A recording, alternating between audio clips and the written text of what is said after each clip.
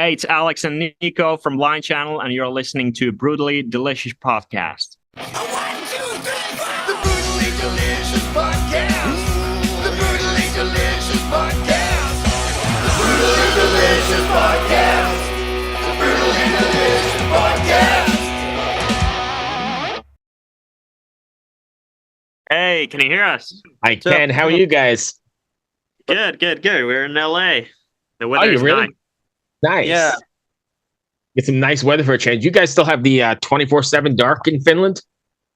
It's not 24/7, but yeah, it's pretty dark in there. Like we're based in Helsinki at the moment, so it's not dark all the time. But in the north where we're from, usually it's dark the whole winter. But it's cold and dark in Finland at the moment, so it feels good to be in LA.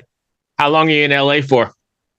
Just a couple of days. We're doing like a lot of press in US, so we just had a couple of days off. So we were like, hey, why don't we just spend it in LA? Nice. The record came out a couple days ago, right?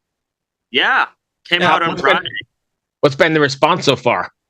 It's been great. Like we've been super stoked. We were obviously super excited to release an album that we worked on for like 2 years, and then of course you're somehow stressed on how the fans will take it, what are the favorite songs and stuff like that. But I think we've never seen a response like this with any of our albums. Like it seems like most of our listeners, they love all the songs, right? Yeah. That's good. So I remember the last time we had you on the show, I was not familiar with you guys, and I kind of got turned on through our interview and gone back. But listening to this record as a the promo copy I got, holy shit! I mean, it kicks off with that "Where's the exit?" and you're taking in. You guys seem to have gone the extra mile, right? It's a little bit heavier, it's a little bit punchier. Was that intentional? Yeah, absolutely, and thank you so much for saying that. I mean, we definitely wanted to make a heavier album because we played a lot of like metal festivals when we started writing this album, and we were like, okay, our stuff needs to be a bit heavier to fit like what our fans really want. So we were like, okay, why don't we just take it a step heavier? And when we started to write this album, we were like, okay, we need to have like mosh pit songs, and if you're like moshing to our songs, you can't like stop moshing. So that's why it's kind of ongoing all the time and super heavy. So yeah. Definitely, we say super heavy, and then you throw in some. I don't want to insult you or anything, but like EDM stuff and the vocoder things, and I mean, there's a lot going on in these songs, right? Yeah, I think it's always been like our way. Especially with the first song of the album, like if we're talking "Where's the Exit?" There are like two purposes for the first song on the album. The first one is that you kind of set up the theme, you set up the mood for the whole album, and I think we really did that. Where's the exit? That this album is gonna be heavier, and it's gonna be an album. It's gonna be full of songs you want to see live. And the other purpose of the first song is also to surprise people. And when we start writing a song like that, we're not even thinking that how do we surprise people? We try to surprise ourselves. I was surprised as well. Yeah. We try to do something that's never been done before. And I think we were listening to Swedish House Mafia, and their song Greyhound is one of our favorites, and we wanted to like experiment how would you create an EDM like drop like that with heavy electric guitars. And I think what we came up with really worked. I think it works really well, and I don't know why. I've heard other people try and do it in the past. Like I'm thinking maybe Crossfaith, or I don't know if you know those Japanese guys, but they did something similar years back, but it never was this concise and this, I don't know what the word is, powerful, I guess. It really, really works, right? I mean, not a fan of the vocoder when I listen to it in pop music or anything else, but all of a sudden I'm like, wow, that works and it makes sense. Thank you so much. That's really good to hear. Do you want your fans to walk away with any sort of message after listening to the new record, or are these songs just written for the song's sake? I think every time we're writing a song, especially lyric-wise, we're writing from this very personal perspective because we want to keep it real. Like we're talking about our experiences and things that we go through. This band has a sense of therapy for us, whether it's in the studio or the live shows. It's always just like a sense of therapy. We don't do this because we want to, we do it because we have to. And I think the more personal we get on the songs, the more open we are, the more honest we are it's crazy to see that even more people relate to those songs, because it's relieving to like see how people are going through the same things. Yeah. So I asked this question a lot, but you kind of opened the door. Do you ever feel like you're too vulnerable when you're putting it out there? Like you've said too much and shit, I shouldn't have let my mom's going to hear that, or my significant other, or whatever.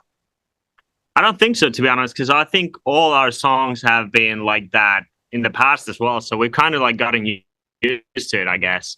And like the stories that we tell in our songs are like, we don't tell whose stories they are, but so we don't need to be like careful. Yeah, I had a couple of those. Like I think keeping it surreal is on the new album. There's a song called "Keeping It Surreal." Is very personal. I think I've never been so scared for a release than "Die Another Day." Yeah. It's the easier, the ballad song on the album, and it's like going back through the dark times when I was like trying to find a reason to stay alive. And when you're like that honest and you say that in a song, like, "Hey, I thought about killing myself once," it can get pretty deep, and of course it's scary to like put something like that out there, but I'm glad people liked the song and found it relatable. Actually, my mom called me after we released the song, like, "Are you okay?" And I said, "Yeah, Mom, I'm fine now."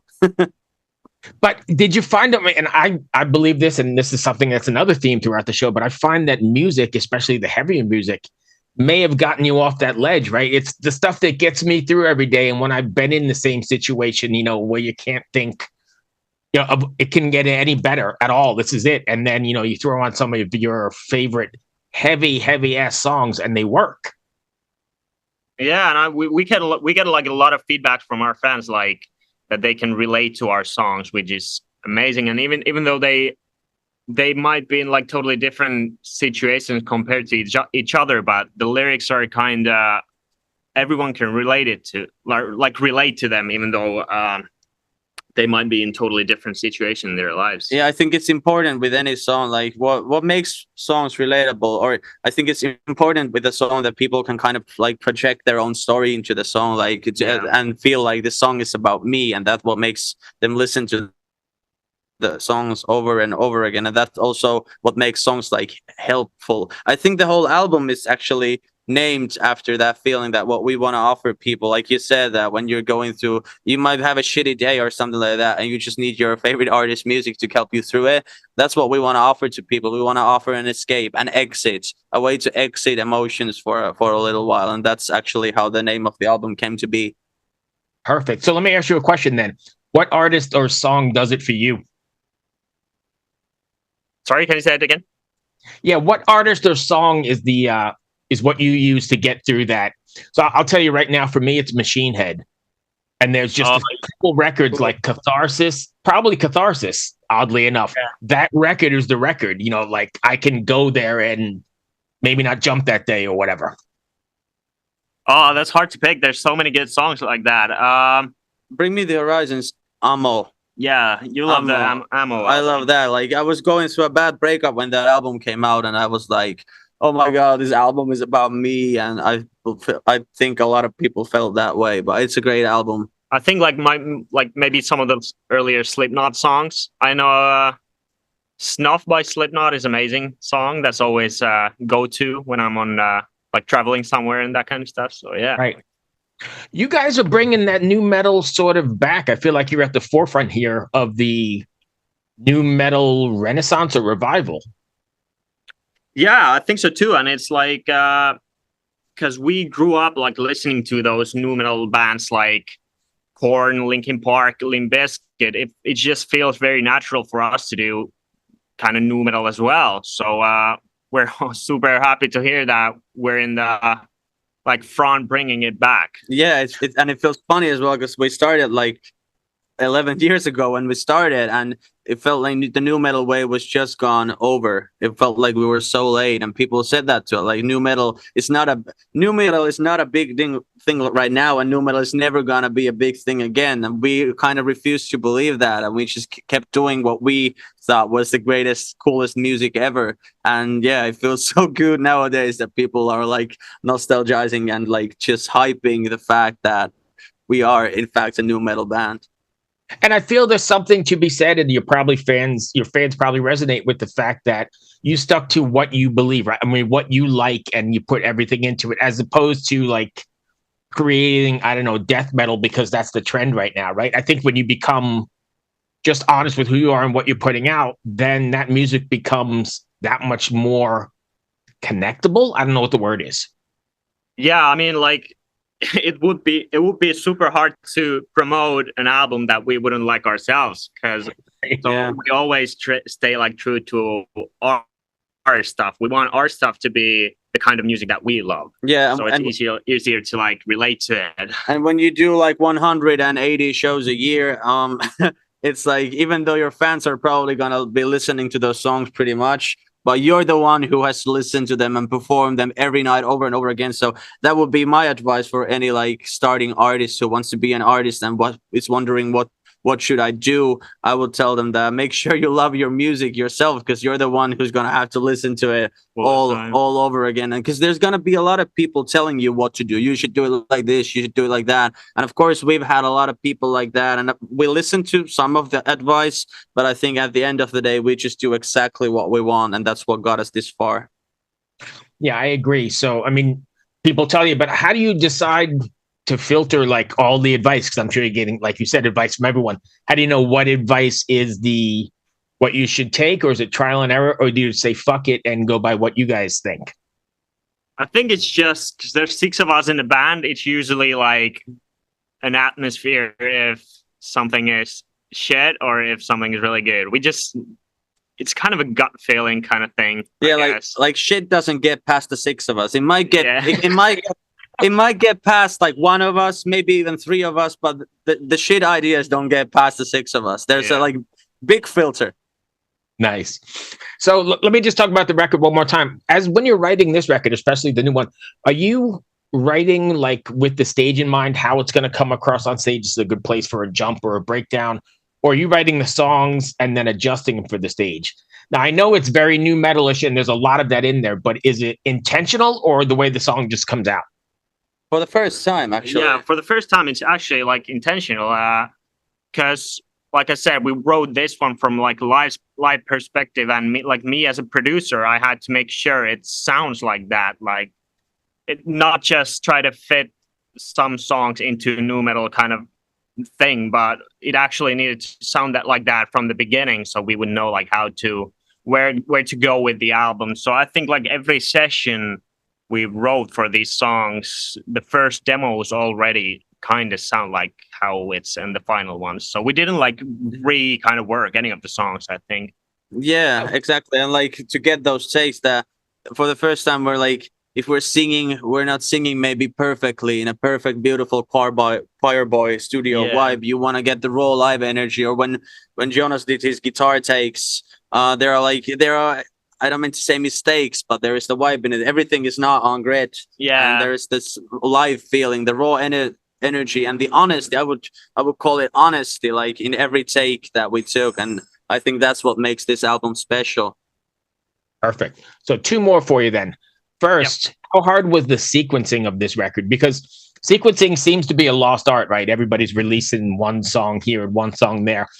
And you want to create this like ebb and flow with emotions and the whole deal. And I think this succeeds tremendously, especially with like One Last Time, where it comes in nice and mellow and it's the last track on, nice and mellow, right? It's like track 12. And then it comes, it still picks up, but it still brings the record to a close and circles back, I think. How hard was that? I mean, like on the previous record, I think it was harder to pick the songs like in which order they would be, but this album, it was kind of clear from the start. Like when we picked the song, usually it's us 6 arguing like what's going to be where and what happened there, but this time we were like, okay, this is going to be on the album, this should be the first, this should be the last. So it just kind of happened, I think, like this whole sequencing kind of what's where. Yeah, like we agreed, and that's special. Like I think everyone was like just trying to push it away, the fact that at some point we need to sit down and figure out the sequencing, the set list, the track listing of the album. Right. But when we did, we were actually all on the same page, and we kind of knew that the album was going to start with Where's the Exit. Then we knew it was going to end in One Last Time Again. And because One Last Time Again starts with this like breathing sound that you are kind of woken from the dead, we knew Flat was going to be before that, because it ends up with flatlining. And then we just kind of, the singles obviously form the skeleton. We don't want to like put all the singles after each other because people have heard those singles before. So we want to just like present them as a part of the collection of songs. Yeah. So we all kind of agreed on the set listing part. Surprisingly easy this time. Yeah. It works. I mean, I listened to it again prepping for this, and one last time, you couldn't have anything else end that record, I don't think. Thank you so much. Yeah, That's good to hear. Yeah, we feel that way as well. So what is it? I know you're doing some press stuff here. What's going on the road? You guys taking us on the road? Yeah, so we're doing like couple weeks of press in the US, and we're gonna do a show in Austin on 13th.